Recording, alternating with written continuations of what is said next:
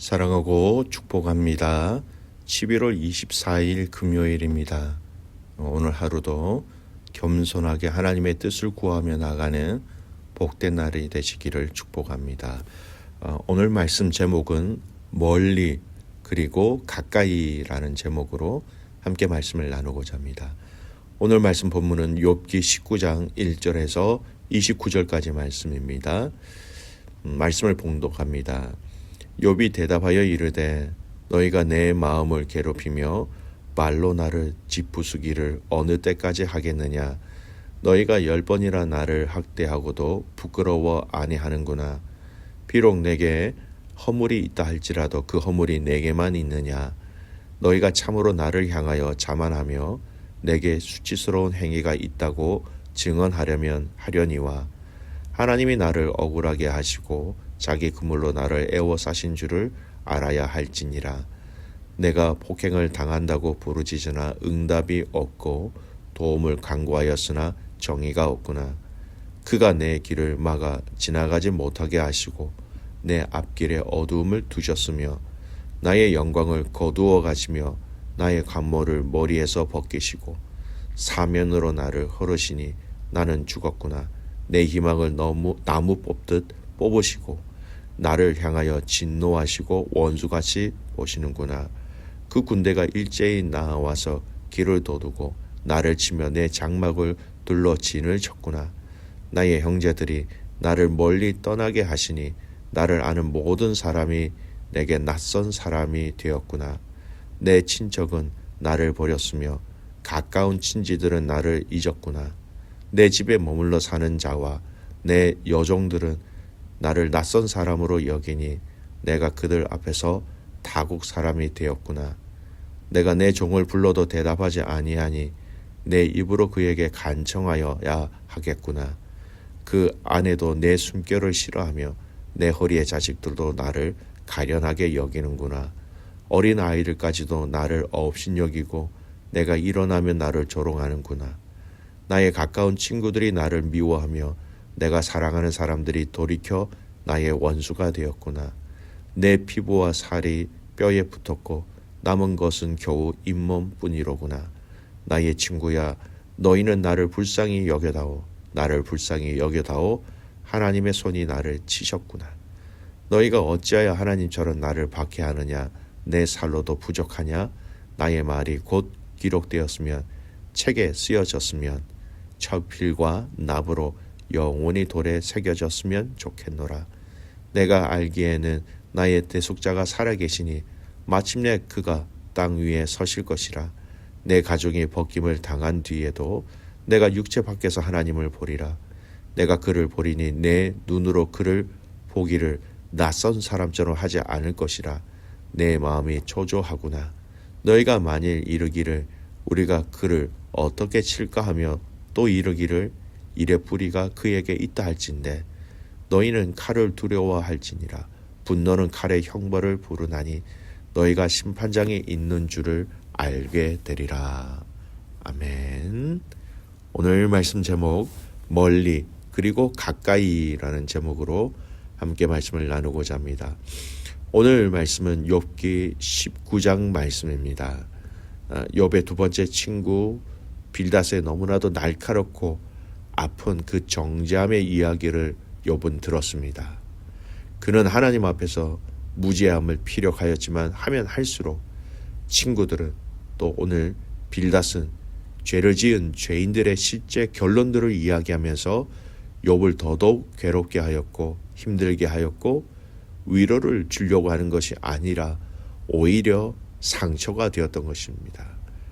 그래서 그렇게 상처와 아픔이 되었던 친구 빌닷의 말에 욥이 대답하고 변론하는 내용이 오늘 이 본문의 말씀입니다. 욥이 얼마나 그들의 말들이 아팠으면 이렇게 얘기합니다. 2절 말씀 보십시오. 너희가 내 마음을 괴롭히며 말로 나를 짓부수기를 어느 때까지 하겠느냐. 말로 나를 짓부순다. 나를 무너뜨린다. 나를 망가지게 한다라는 그런 의미죠. 안 그래도 지금 욥이 당한 고난과 고통, 자신의 몸의 아픔을 포함한 그 고통은 정말로 최고의 상태의 아픔이었는데 거기에 친구들은 그들의 수준으로 이해된 지식과 생각으로 욥을 더 아프게 하고 더 힘들게 했으니 이게 얼마나 큰 고통이었을까요? 상처 가운데 우리가 소금을 뿌린다라는 그런 얘기 있지 않습니까? 그런 역할을 하고 있었던 것이죠. 오늘은 이 고통 가운데 욥이 이야기하고 있는 자신의 현실적인 이 고통에 대한 고백을 통해서 우리가 고통 중에 있는 지체들에게 무엇을 어떻게 해야 하는지 그 반응에 대해서 좀 이야기를 나눠보고자 합니다. 13절부터 21절까지 단락에 나오는데요. 욥이 지금 고통 중에서 그리고 친구 빌닷의 이야기에 반응하면서 무엇을 호소하고 있습니까? 주위에 있었던 사람들이 다 없어졌다라는 겁니다. 여러분 13절 보십시오. 나의 형제들이 나를 멀리 떠났다라고 얘기합니다. 14절 친척들도 또 친지들도 나를 잊었다라고 얘기하죠. 15절 말씀 자신의 집에 있는 사람과 종들이 자신을 낯선 사람으로 여기고 있다라는 겁니다. 거리를 둔다라는 얘기겠지요. 17절 보십시오. 심지어 아내도 내 숨결을 싫어한다 이런 얘기합니다. 가장 가까이 자기를 위로해 주어야 할 그 사람이 내 숨결을 싫어한다.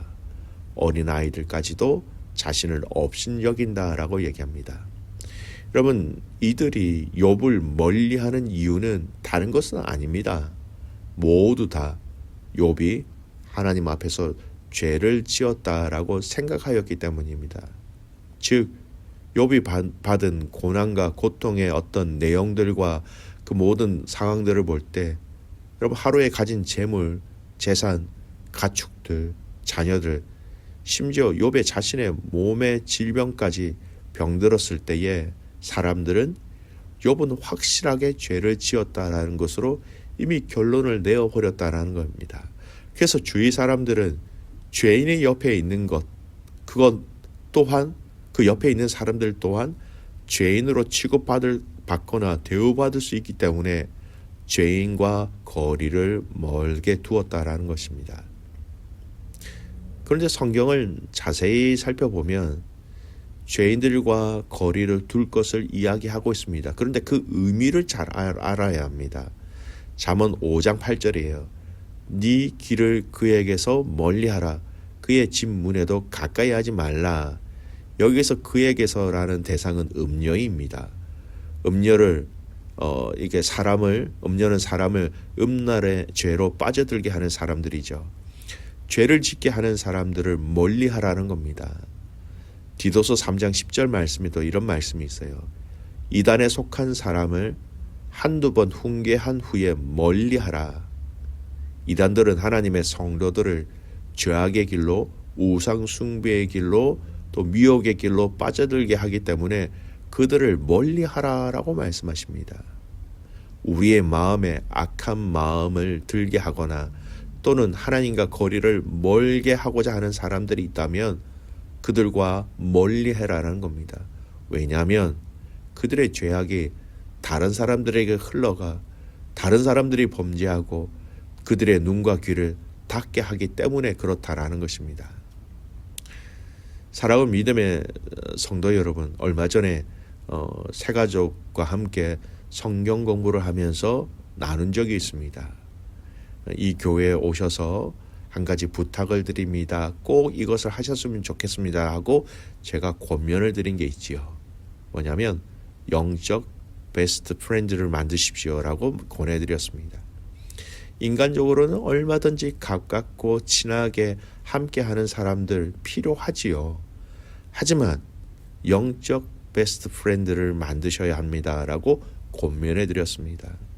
영적인 깊은 교제를 통해서 성장, 성숙할 수 있는 서로가 선한 영향력을 주고받으면서 자라날 수 있는 그 관계를 만드십시오 라고 권해드린 것입니다.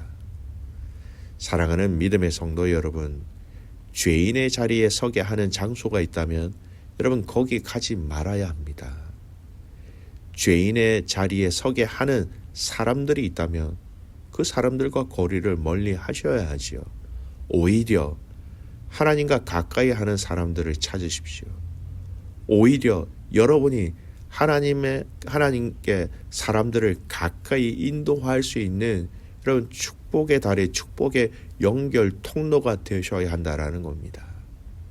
또 우리는 멀리 해야 하는 것도 있겠지만 가까이 해야 하는 것도 있습니다.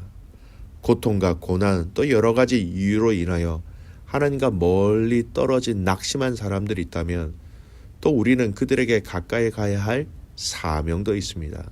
가야 그들에게 복음을 전할 수 있고 가야 그들에게 하나님의 위로를 나누어 줄 수 있고 우리 주님은 분명히 가라라고 말씀하셨어요. 가서 전해라고 말씀하셨습니다. 그런데 가야 하는 사명을 가진 자들은 가서 이야기해야 하는 성도들은 그냥 무작정 가면 안 됩니다. 여러분 무장하셔야 됩니다.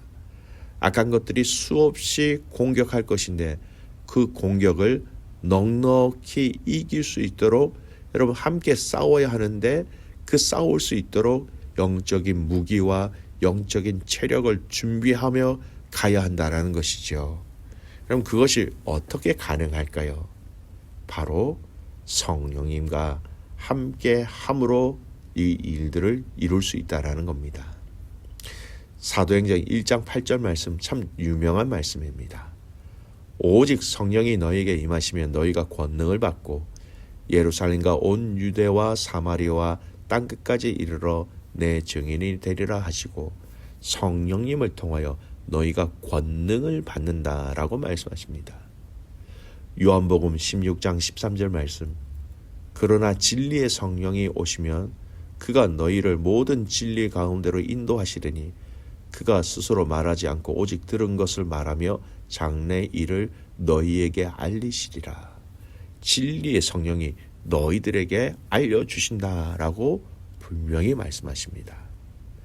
사랑하는 귀한 믿음의 가족 여러분, 멀리 해야 될 것들은 분명히 있습니다. 우리를 죄악의 길로, 우리를 하나님 앞에서 멀리하는 관계로 만드는 그 시간과 장소와 대상이 있다면 여러분 반드시 멀리 하셔야 됩니다. 반대로 우리가 반드시 가까이 해야 할 것들이 있습니다.